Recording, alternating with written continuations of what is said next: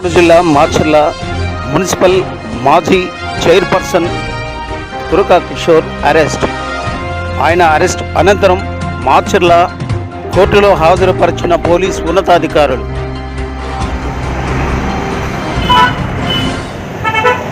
తురక Kishore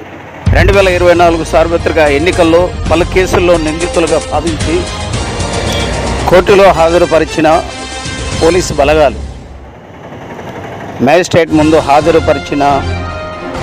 police ఉన్నతాధికారులు